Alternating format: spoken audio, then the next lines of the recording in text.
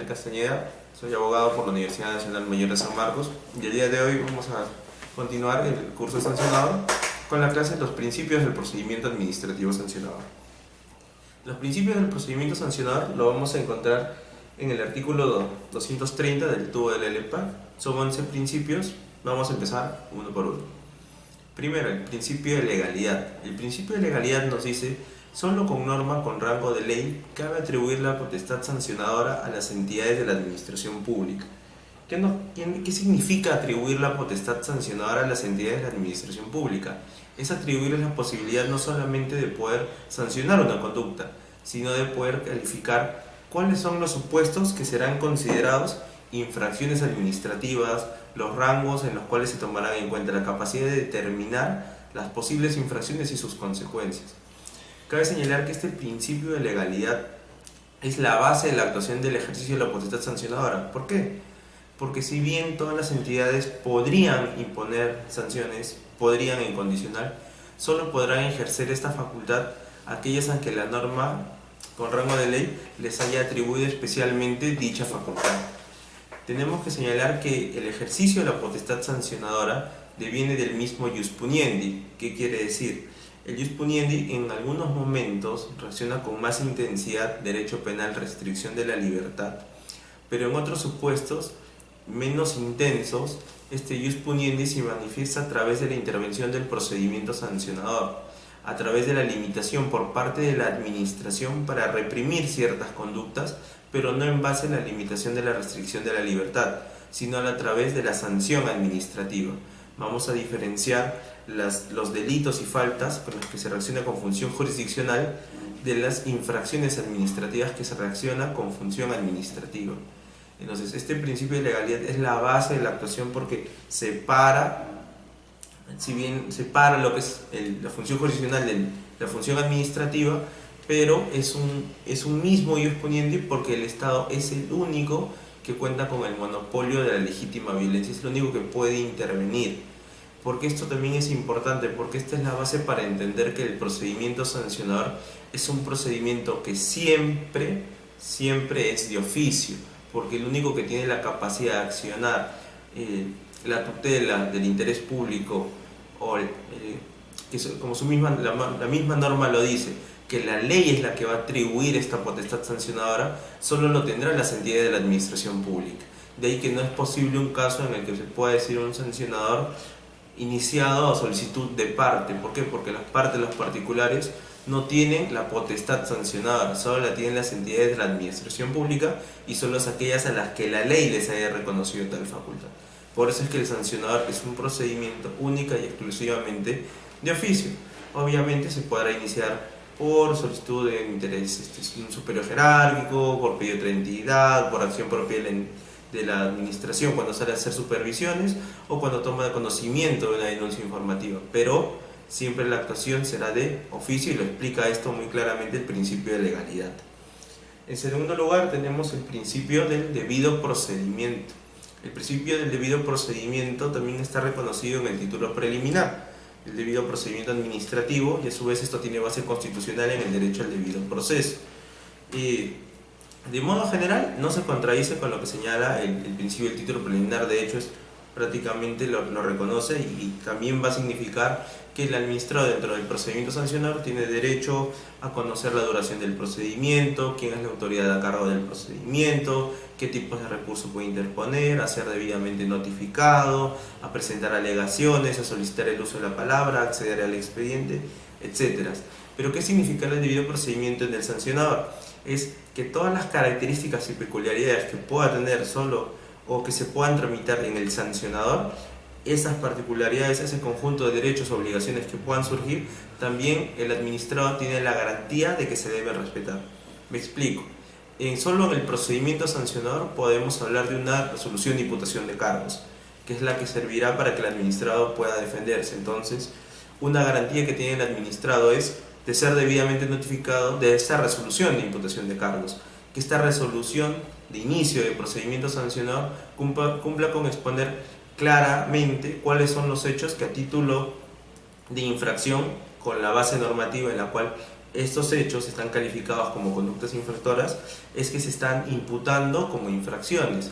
¿Cuál es la valoración o la recolección de medios probatorios que han servido para poder imputarle esto al administrado, otorgarle el plazo para que pueda presentar sus alegaciones, lo que son sus descargos, teniendo en cuenta que el administrador pueda conocer que es una facultad y no una obligación presentar los descargos? También será una garantía del debido procedimiento en el procedimiento sancionador, que él pueda poder defenderse, que pueda saber que tiene un primer momento con los descargos y después, cuando sea notificado el informe final de instrucción, poder contradecir él mismo también o manifestar su conformidad. Que si bien en algún momento él pueda presentarse un supuesto eximente y atenuante de responsabilidad, la administración cumpla con garantizarlo. ¿Qué quiere decir? Si yo efectúo un reconocimiento de la infracción, yo tengo la confianza en que la administración observará que este es un supuesto que está reconocido como atenuante de la sanción y deberá aplicarlo. Yo no debería desconfiar que la administración no lo va a aplicar. Entonces, el principio de debido procedimiento en el sancionador también nos dice que nadie podrá ser sancionado, no se podrá imponer sanciones sin el procedimiento previo. Esto es muy importante, porque el procedimiento sancionador se cree muchas veces que su única función es la de sancionar. Y sí, sirve para sancionar, pero tenemos que tener algo muy claro. Lo primero que es el procedimiento sancionador es verificar responsabilidad.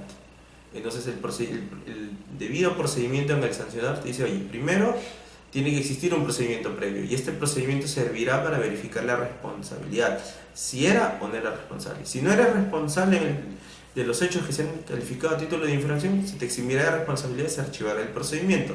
Si eres responsable, se te impondrá una sanción administrativa, y la sanción administrativa podrá ser sanción de multa, sanción de llamada de atención, se podrá imponer medida correctiva, etc. Pero no podrá dejarse tener en cuenta que lo primero que hace el procedimiento es verificar la responsabilidad. También nos dice este principio que los principios que, digamos, en los que se da el ejercicio de la potestad sancionadora deben establecer la debida separación entre la autoridad instructora de la autoridad resolutora.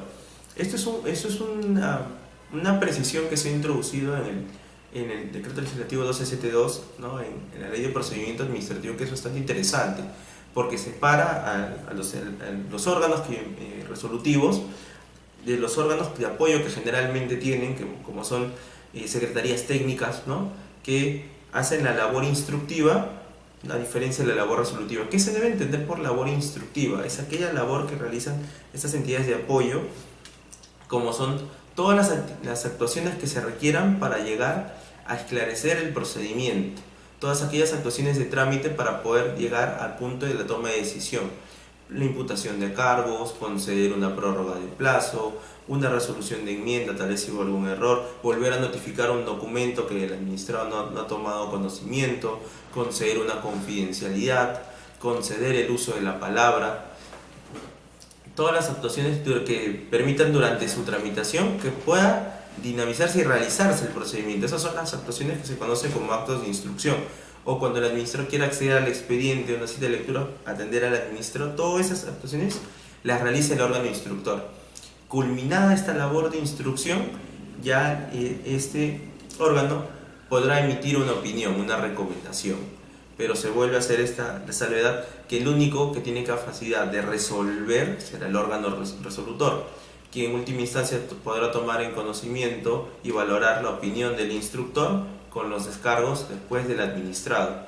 Y esta separación lo que está buscando un poco es garantizar la imparcialidad, de alguna forma, que el órgano resolutor no se vea contaminado, por así decirlo, durante la instrucción del procedimiento para tomar una posición previa, ¿no? Entonces lo que está buscándose es que sea el instructor que haga esa labor tipo acusatorio de instrucción, pero que el resolutor, de forma más, digamos, impersonal, de forma más imparcial, pueda valorar lo que se haya recabado con lo dicho por el administrado y tomar una decisión no fundada, no en una razón jurídica legítima, no sopesando ambos argumentos. Entonces eso es lo que se tiene hoy por el principio del debido procedimiento en el sancionador. Ahora tenemos el principio de razonabilidad, por el cual nos dice que las autoridades deben prever que la conducta sancionable no sea cometer la conducta sancionable no sea más beneficiosa que asumir la sanción. O sea, si a mí me conviene más incurrir en infracción porque la sanción es mínima, yo voy a seguir incurriendo en infracción. Lo que nos busca este principio de razonabilidad es la disuasión de conductas. ¿Qué quiere decir? Que la administración deberá reaccionar frente a la conducta infractora con una consecuencia que logre desincentivarla. Si yo metiendo la infracción gano como 5 y me sancionan como 2, lo volveré a hacer. Si gano como 5 y me sancionan como 5, tal vez lo pensaré un poco. Si gano como 5 y me sancionan como 1000, no lo vuelvo a hacer, pero tal vez solamente era necesario 10 o 20. Entonces también se alude a lo que es a la proporcionalidad. Nos dice claramente, ¿no? Nos da incluso criterios para poder definir la graduación de la sanción. Nos habla ahora del beneficio ilícito por la comisión de la infracción, la probabilidad de detección, la gravedad del daño, el perjuicio económico causado, la residencia, las circunstancias de la comisión. ¿Qué quiere decir? La razonabilidad no deja de observar a la proporcionalidad, porque las sanciones son las que tienen que de alguna forma responder a cierta intensidad, leves, graves o muy graves. Entonces ahora el principio de razonabilidad nos da una serie de criterios que se debe tomar en cuenta. Si la conducta generó un alto, mediano o mínimo beneficio ilícito, qué tan posible era por la administración de conocer esta conducta infractora. Si era muy fácil que la administración lo detecte, entonces el administrador se exponía a algo y una sanción. Si el administrador, por el contrario, sabía que la administración le era muy dificultoso poder conocer esa infracción, tenía más incentivos de cometerla, por el contrario, por lo que su sanción o su reprensión tiene que ser más intensa. Entonces el principio de razonabilidad nos va a explicar un poco la primera línea. Hay que desincentivar las conductas infractoras, la sanción no puede ser nunca más ventajosa, y tengamos criterios objetivos para graduar esta sanción, para lograr este desincentivo. Ahora tenemos un principio que es bastante interesante y que es bastante importante, que es el principio de tipicidad, y lo vamos a leer para poderlo tener un poco con mayor claridad. Que es, solo constituyen conductas sancionables administrativamente las infracciones previstas expresamente en normas con rango de ley mediante su tipificación como tales, sin admitir interpretación extensiva o analógica. Las disposiciones reglamentarias de desarrollo pueden especificar o graduar aquellas dirigidas a identificar las conductas o determinar sanciones sin constituir nuevas conductas sancionables a las previstas legalmente. Hasta aquí, las infracciones solo están en la ley, el reglamento solo desarrolla. Salvo los casos en que la ley o el decreto legislativo permita tipificar infracciones por la norma reglamentaria. ¿Qué quiere decir? Que para que una tipificación por vía reglamentaria sea válida, la norma principal de la ley debería habilitar a esta norma de inferior jerarquía. A través de la tipificación de infracciones no se puede imponer a los administrados el cumplimiento de obligaciones que no estén previstas en una norma legal reglamentaria según corresponda, ¿no? En este último párrafo en realidad es un llamado de atención a todas las entidades de la administración, porque nos dice: en la configuración de los regímenes sancionadores se evita la tipificación de infracciones con idéntico supuesto de hecho e idéntico fundamento respecto de aquellos delitos o faltas ya establecidos en leyes penales o respecto de aquellas infracciones ya tipificadas en otras normas administrativas sancionadoras.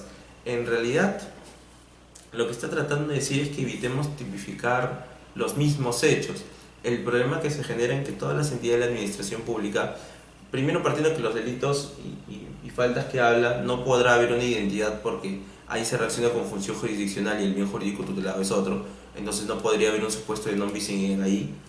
Y respecto a los demás regímenes administrativos, va a darse el caso en que una misma conducta pueda ser sancionada por más de una entidad administrativa, y cada una lo que va a exponer o que va a motivar su decisión de forma legítima y válida también es que actúan en función a la tutela de un derecho que la ley les ha reconocido, y por el principio de legalidad tendría que ser negado con otra ley. ¿Qué quiere decir? Si yo no tengo licencia de funcionamiento para poner una bodega, podrá sancionarme por ello la municipalidad, no un requisito formal para poder operar. Podrá venir el INDECOPI y sancionarme porque estoy actuando como un proveedor sin cumplir con una garantía legal.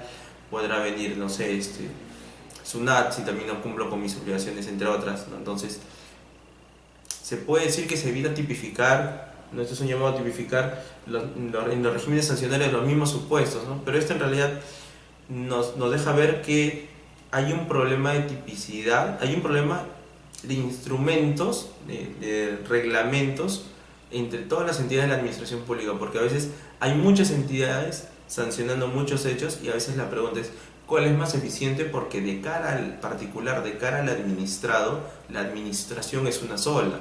Entonces, si tenemos la vocación, ahora que la LEPAC es una norma común, de uniformizar a la administración y de entender que todo es una, tal vez deberíamos repensar cuáles conductas sí deberían ser únicamente tuteladas por una entidad administrativa o cuáles sí es justo reconocer que son diferentes bienes jurídicos que se están tutelando, por lo que más de una entidad administrativa podrá actuar. Entonces, ese es en el punto final.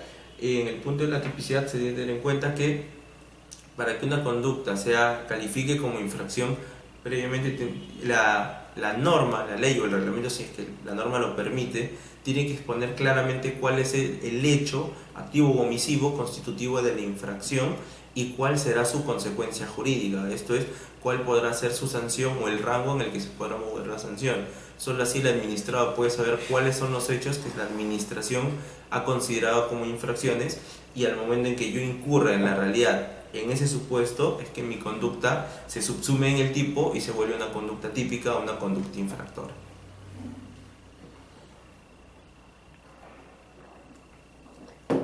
Ahora tenemos el principio de irretroactividad, que nos dice que son aplicables las disposiciones sancionadoras vigentes al momento de incurrir el administrado en la conducta sancionar, salvo que las posteriores les sean más favorables.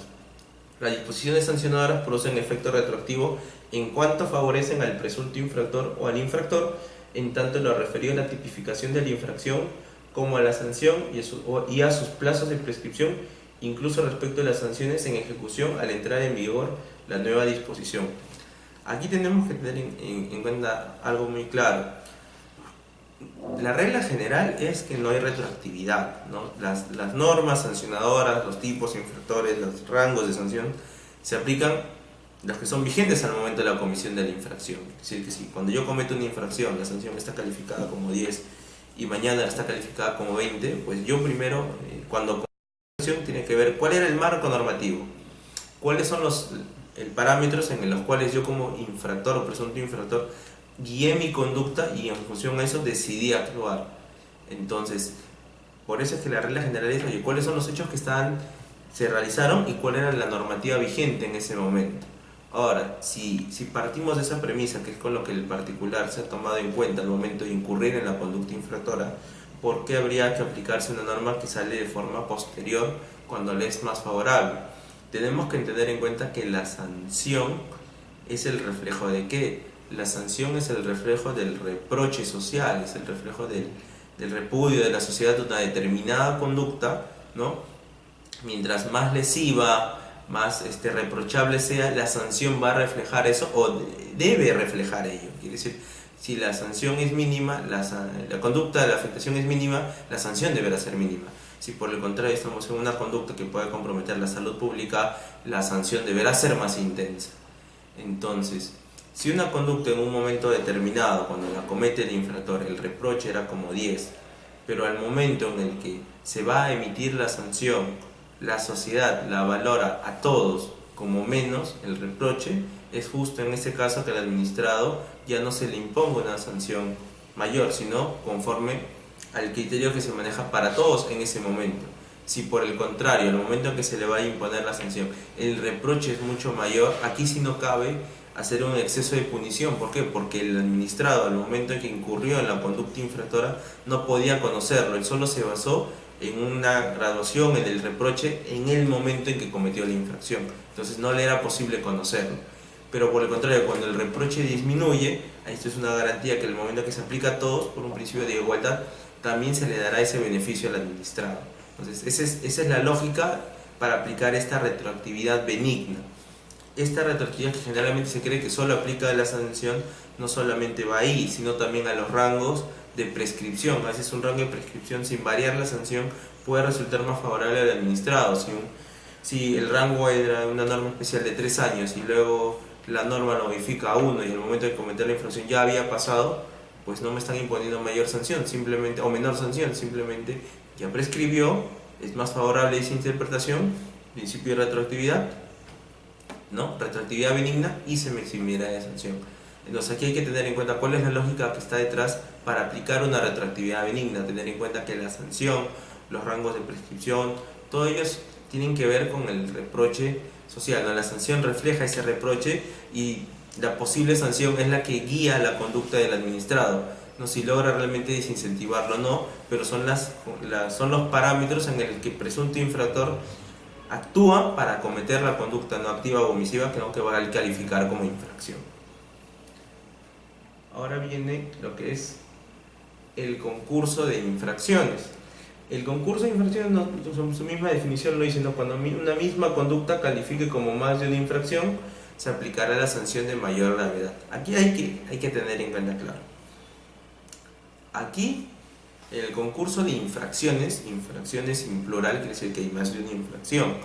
Lo que no se tiene más de uno es un solo hecho. Hay un hecho que sucede en la realidad. Este hecho que sucede en la realidad puede calificar en más de un tipo infractor.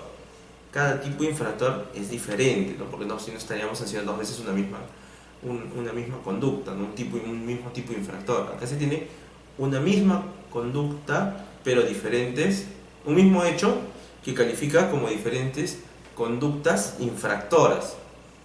Cada conducta infractora, a su vez, tendrá una consecuencia jurídica, que será una sanción. Adicionalmente a la sanción que se puede imponer, cada infracción, dependiendo del tipo de infracción, la administración podrá ordenar una medida correctiva. Quiere decir, frente a un mismo hecho pueden tenerse 3 infracciones, esas 3 infracciones, 3 sanciones y 3 medidas correctivas, o 2 medidas correctivas, o una medida correctiva. ¿A qué quiero llegar? Para la imposición de la sanción, el administrador será responsable por las 2, 3 infracciones que haya dado lugar la conducta. Lo que se hace es, al momento de exigir el pago de la sanción o la multa que será impuesta, solamente se impondrá al administrado la multa mayor. ¿Qué quiere decir? Que no se van a sumar las multas al administrado, sino solo se aplicará la mayor, porque se entiende que esta multa contiene a las demás. Ello no significa que el administrado no sea responsable administrativamente por las demás conductas que hayan calificado como infracción o que se haya verificado su responsabilidad, ni le exime de cumplir, ¿no?, las demás exigencias que devengan de las otras infracciones, como puedan ser las medidas correctivas, ¿no?, el cumplimiento dentro de su plazo. Entonces, solamente el concurso de infracciones nos da la luz respecto de que una misma conducta puede calificar como más de un tipo infractor, imponiéndose, ¿no?, la multa mayor que cubrirá a las demás solo efectos de pago de la multa, nada más. Eso no va a decir, de alguna forma, limitar que el administrador sea responsable por los demás hechos que se hayan verificado, ni de cumplir las obligaciones que de estas hayan de venir.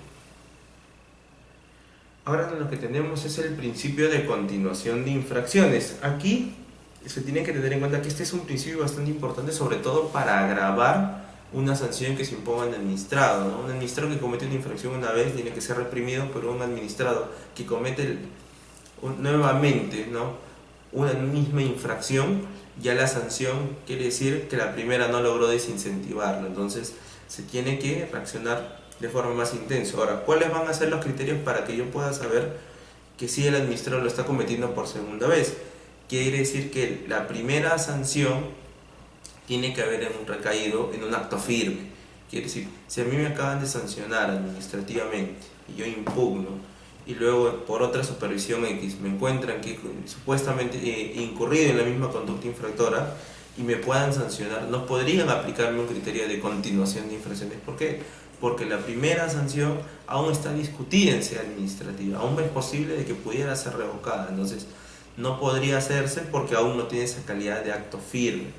También nos habla un poco que el primer requisito que tiene que haber pasado es que tienen que haber pasado por lo menos 30 días hábiles desde la fecha de la imposición de la última sanción y se me haya pedido que cese la conducta infractora. Entonces, tienen que haber quedado firme, tiene que haberse pedido que cese la conducta y esperar por lo menos 30 días hábiles para que yo pueda haber incurrido nuevamente en una conducta infractora y la administración tome en cuenta el antecedente para aplicarme una continuación de infracciones. ¿Cuándo tampoco se aplicará? Cuando yo vuelva a incurrir en la misma conducta, sí, pero hoy esa conducta ya no sea calificada como infracción, Si hoy esa conducta ya no es calificada como infracción, si bien estoy repitiendo una conducta que antes fue sancionada, hoy ya no lo es. Entonces no se aplicará el principio de continuación de infracciones. El principio de continuación nos dice primero, oye, que haya culminado, que estés firme, que haya la revisión ya no sea posible, que el administrador haya pasado por lo menos 30 días hábiles desde la última vez que tú lo sancionaste y le pides que deje de hacerlo, y solamente ahí, cuando ya el administrador ha interiorizado una sanción, que ha sido responsable administrativamente, que esa sanción ya ha sido firme, es que tú podrás considerar ello como un antecedente para graduar de forma más intensa la sanción a imponerle al administrado. Entonces no es un detalle menor. El principio de causalidad, este principio es importantísimo en el procedimiento sancionador. En una sola frase nos pinta la cancha de cómo se debe imponer una sanción, porque dice, la responsabilidad debe recaer en quien realiza la conducta omisiva o activa constitutiva de infracción sancionable. Aquí se tiene que tener en cuenta, la responsabilidad va a caer en el administrado, ¿no? En el administrado que incurre en la infracción. Entonces tenemos que realizar un poco más. ¿Y quiénes pueden calificar como administrados? ¿No? Los administrados son personas naturales o jurídicas, ¿no? Las personas jurídicas debidamente inscritas en registros públicos, las personas naturales que tienen capacidad de goce y de ejercicio. Entonces, dentro del procedimiento administrativo hay que delimitar bien quiénes son y bajo qué títulos pueden actuar en el procedimiento y quiénes son los que podrán calificar como administrados, quiénes son los sujetos que podrán ser los centros de derechos y obligaciones de las conductas que se califiquen como infracción. Si una empresa se dice que cometió una infracción, pero la empresa nunca estuvo inscrita en registros públicos, sino por el contrario, tenía un propietario, es este propietario quien debería asumir, ¿no? El dueño, propietario, promotor, lo que fuera, la responsabilidad por los actos que hayan tenido de la empresa, porque era el titular de la empresa, porque asumía todas sus obligaciones. Entonces, es muy importante que las entidades de la administración pública hagan una labor de campo, de supervisión, de monitoreo adecuada, identificando bien quiénes van a ser sus administrados. ¿Por qué? Porque en el caso que hayan imputado a un sujeto que no pueda calificar como administrado, no podrán imponer una sanción. Entonces podrán tener un hecho infractor, pero no podrán sancionar.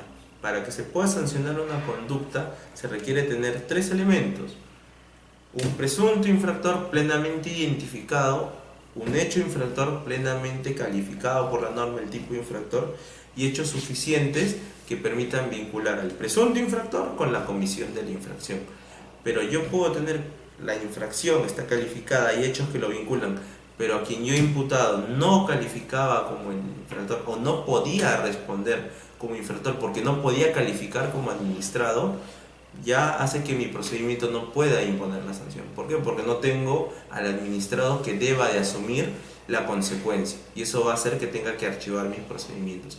Entonces es muy importante que la autoridad instructora advierta bien al momento de imputar los cargos quién es realmente el administrado, bajo qué títulos está actuando, bajo qué esfera de derechos y obligaciones puede responder respecto a los hechos que se están calificando a título de infracción y se le están imputando. Entonces, ¿es muy importante el principio de causalidad? Por supuesto que sí. Ahora viene el principio de presunción de licitud. Es muy parecido a lo que es el principio de presunción de inocencia, el derecho penal, se dice. Por el principio de presunción de licitud, las entidades de la administración pública, en la tramitación de los procedimientos sancionadores, tienen que presumir que los administrados han actuado apegado a sus derechos y a sus deberes, en tanto no exista prueba en contrario. Entonces, ¿qué nos está diciendo este principio?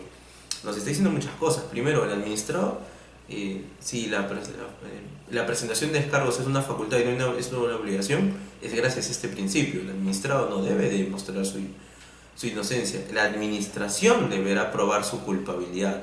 Entonces, ¿qué nos está diciendo también? Está determinando la carga de la prueba en el procedimiento sancionador, diciéndole a la administración: tú tienes la responsabilidad, tienes la carga de la prueba de demostrar que el administrado es el que ha incurrido en infracción, porque en tanto no existe esta prueba en contrario, deberás presumir que el administrado actuó apegado a sus derechos y a sus deberes.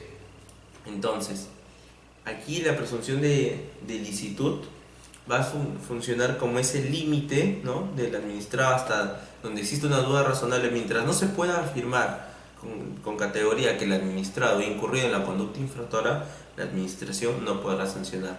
Aquí es importante decir que una duda razonable puede servir para iniciar un procedimiento, pero una duda razonable no necesariamente para concluir uno. ¿Qué quiere decir? Para iniciar el sancionar, decíamos, necesitamos un presunto infractor, presunto porque solamente con la resolución final del procedimiento se podrá haber verificado la responsabilidad. Todo lo anterior son especulaciones o son presunciones. O sea, el administrado tiene la presunción de decir todo durante toda la tramitación del procedimiento. Entonces, para iniciar el PAS, yo puedo tener solamente un presunto infractor, una presunta comisión de infracción y elementos, eso sí, que razonablemente me hagan vincular a este presunto infractor con la presunta comisión de la infracción. ¿Esa duda razonable justifica iniciar el PAS? Sí, porque como es posible que pueda haber una infracción, la administración debe tutelar ese bien jurídico y eso justifica el procedimiento para esclarecer ello. Y si se demuestra la responsabilidad, pues habrá sanción. Pero si durante los actos de instrucción que se deban realizar para esclarecer y tener certeza si hubo o no hubo infracción, si la administración no actuó lo suficiente y no pudo probar, pues no podrá sancionar. ¿Nunca se podrá invertir la carga de la prueba? Es posible. El profesor Alejandro Nieto nos dice, el profesor español Alejandro Nieto nos dice que en el caso que sea el administrado el que alegue un eximente responsabilidad, en ese supuesto se podrá invertir la carga de la prueba. ¿Por qué? Porque el administrado estará en mejor posición para probar ello, ¿no? Entonces, solo en el caso en el que el administrado alegue un eximente de responsabilidad, un hecho fortuito, lo que fuera, que pueda romper el nexo causal de la infracción, entonces en ese caso sí se podrá a exigir al administrado que sea él quien presente el medio probatorio y que acredite lo alegado. Pero en líneas generales, el administrado tiene su presunción de licitud y le corresponderá a la administración actuar mediante todos los medios posibles, legítimamente, ¿no? Demostrar la responsabilidad del administrado y solamente cuando la demuestre podrá sancionar. En lo contrario, deberá observar esta presunción de licitud.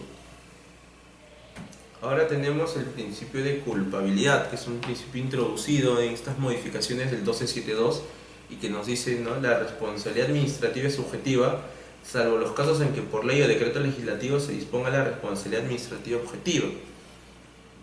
Ahora se ha introducido en el TUE LEPAC, los administrativistas ya sabemos que siempre la responsabilidad administrativa es subjetiva, no es subjetiva, es a lo que la norma lo diga, pero es bueno que el TUE LEPAC hoy en día lo diga de forma clara, porque esto que señala que cuando tengamos una norma y la norma de una infracción y la infracción no se señala en ninguna portada, ¿cómo se tiene que entender? Se tiene que entender que la regla general es que la responsabilidad es subjetiva, no solo basta el resultado que se haya cometido, digamos, la infracción, sino se tiene que observar cuáles son las condiciones en las que se produce la comisión de la infracción. Es como, digamos, modo de ejemplo, ¿no?, lo que pasó con el caso Pablo Guerrero. A la FIFA solo le importaba que haya resultados de cocaína en la sangre. Entonces, no le importaba si fue por uso medicinal, si fue para generarse una ventaja competitiva frente a las demás selecciones, no. Entonces, aquí simplemente una responsabilidad objetiva. ¿Tienes un elemento no permitido? Sanción. De la misma forma opera la administración. La responsabilidad en primer lugar debe ser subjetiva, tiene que tomarse en cuenta si hubo o no hubo diligencia al momento de cometer la infracción, si el administrado conocía en qué situación se encontraba para cometer y calificar la infracción y todos los supuestos, todas las condiciones que se hayan presentado. ¿Podrá imponer una sanción de responsabilidad objetiva? Sí, pero hoy será la excepción. ¿Qué quiere decir? Que en la ley o el decreto legislativo tendrá que señalarse expresamente en los cuales nos encontremos en los supuestos de responsabilidad objetiva. Quiere decir que hoy en día, para que se pueda aplicar ello, las normas especiales tendrán que decir expresamente ello. De lo contrario, la responsabilidad que se aplicará será una responsabilidad tomando en cuenta la conducta, la debida o no debida diligencia del administrado al momento de incurrir en la infracción, las condiciones en las que se comete esta conducta, ¿no?, de conformidad con el ordenamiento, para ver qué criterios se deberá tomar en cuenta, si ha habido beneficio ilícito, si no había beneficio ilícito, si era alguien especializado o no especializado, si conocía o no conocía la infracción, la relación con la administración para cometer la conducta infractora, entre otros. Entonces es un paso bastante importante porque ya deja bien sentado el criterio de responsabilidad administrativa hoy en día es subjetivo y no objetivo como se creía algunas veces. Y finalmente un principio bastante importante que creo que habíamos comentado un poco cuando hablamos de la tipicidad, que es el principio de non bis in idem, el cual nos habla que no se podrán imponer sucesivos simultáneamente una pena y sanción administrativa por el mismo hecho en los casos que se aprecie la identidad de sujeto, hecho y fundamento, ¿no? Aquí tenemos que señalar que entre la sanción penal y la sanción administrativa no puede haber nunca non bis in idem porque los fundamentos son diferentes. Y entre sanciones administrativas, ¿no?, impuestas por diferentes entidades administrativas que se tienen que observar para que no haya un supuesto non bis in idem, nos habla primero que no puede haber doble sanción. Esta doble sanción no puede ser ni sucesiva ni simultánea. ¿Qué quiere decir? Si una entidad administrativa me acaba de sancionar, esa misma entidad administrativa por los mismos hechos, y hechos se entiende por el mismo lugar, hora, fecha, la misma persona, por esos mismos hechos me vuelve a abrir otro expediente para imponerme otra sanción. No puede, porque esos hechos ya fueron sancionados, ya fueron calificados. Es decir, no me puede sancionar sucesivamente otra vez por algo que ya fue revisado. Sucesivo es que por esos mismos hechos me abre un expediente y luego, pasados unos días, no advierte a la administración y esos mismos documentos, esos mismos hechos, las mismas valoraciones den lugar a otro expediente y que de forma simultánea me puedan imponer una sanción. Entonces eso no se puede permitir, ni de forma sucesiva ni de forma simultánea. Ahora, entre entidades administrativas que se tienen que tomar en cuenta para que no se dé un supuesto non bis in idem, se tiene que tener en cuenta la triple identidad: el sujeto, el hecho y el fundamento. Entonces, el ejemplo que poníamos, la licencia de funcionamiento, que lo podía sancionar Indecopi, lo puede sancionar municipalidad. ¿Cuál es el sujeto? El dueño del local que no tiene licencia. Ok, el mismo sujeto en ambos que va a ser sancionado. ¿Cuál es el hecho? No tener licencia de funcionamiento. Mismo hecho, mismo hecho. ¿Cuál es el fundamento? Para la municipalidad será el adecuado control, ¿no?, de la actividad empresarial, ¿no?, de los debidos tributos en su distrito, ¿no?, que todo empresario tiene que estar registrado y contar con la autorización municipal que garantice que cuenta con defensa civil, que cuenta con los pisos suficientes, con las entradas, con las salidas correspondientes. Ese es el fundamento de la tutela que ejercerá la municipalidad. Por el contrario, Indecopi quiere decir: oye, todo consumidor espera que el proveedor cuente con las debidas autorizaciones para ofrecer sus servicios, por lo cual tú no eres un proveedor que dé un servicio idóneo, ¿no?, porque no cumple con una garantía de legalidad. Entonces, uno es la tutela de los consumidores, el otro es la tutela del ordenamiento, defensa civil, las competencias que tiene la municipalidad. Entonces, aquí no habría un non bis in idem. ¿Por qué? Porque si bien hay un mismo sujeto, hay un mismo hecho, los fundamentos de la intervención de la administración en ambos casos son diferentes. Entonces, aquí no habría un supuesto non bis in idem. Para que se dé un supuesto non bis in idem, tiene que haber necesariamente coincidencia en la triple identidad. Lo que aquí nosotros observamos es un concurso de infracciones de diferentes entidades administrativas. Hay un mismo hecho que está calificando como más de una infracción, solo que una infracción será sancionada por una entidad administrativa municipal y otro hecho será calificado como infracción administrativa bajo el Indecopi, Autoridad de Protección al Consumidor. Entonces, el non bis in idem es esa prohibición de no puede haber una sanción ni sucesiva ni simultánea, pero observando, y lo vuelvo a decir, siempre necesariamente la triple identidad: sujeto, hecho y fundamento. Si yo cometo en el 2014, no sé, una infracción y en el 2016 la vuelvo a cometer, y oye, tú no me puedes sancionar porque ya me sancionaste esa misma infracción en el 2014. No, porque puede ser que entren en el mismo tipo de infractor, pero los hechos son diferentes. Unos sucedieron en el 2014 y otros sucedieron en el 2016. Entonces hay que diferenciar lo que es el hecho, aquella manifestación, situación que se produce en la realidad en un momento, lugar, tiempo, espacio determinado, y otra cosa es lo que puede ser el tipo infractor, ¿no?, la calificación de la conducta como infractora. Una cosa es que no pueda yo sancionarte dos veces sobre lo mismo, otra cosa es que yo pueda decir que ya prescribió, otra cosa es que yo pueda aplicar un agravante por continuación de infracciones. Entonces sí hay que tener en cuenta cuando se habla de que el hecho tiene que ser ese hecho, sucesión, concreción en la realidad en un lugar y tiempo determinado. Entonces cuando tengas la triple identidad de ese mismo hecho, del mismo sujeto, aquí hablamos del particular, del agente capaz que realiza la conducta infractora, es el mismo, y el fundamento, ¿no?, la tutela del bien jurídico que está actuando, la administración que está interviniendo, es el mismo, solo en ese caso donde coincidan los tres, podemos hablar de que se está vulnerando un non bis in idem, que se está vulnerando la prohibición de la doble sanción.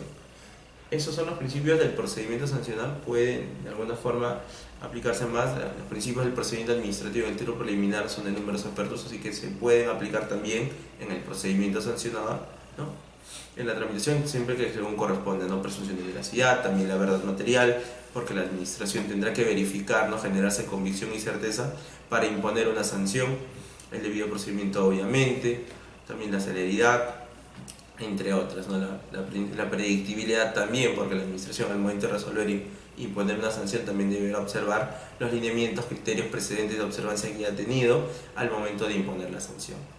En general estos han sido los comentarios respecto de los principios del procedimiento administrativo. Estoy atento a las consultas que puedan generar ahí en el foro, ¿no? Y para poder discutirlas y poder absolver sus dudas. Eso fue todo, muchas gracias.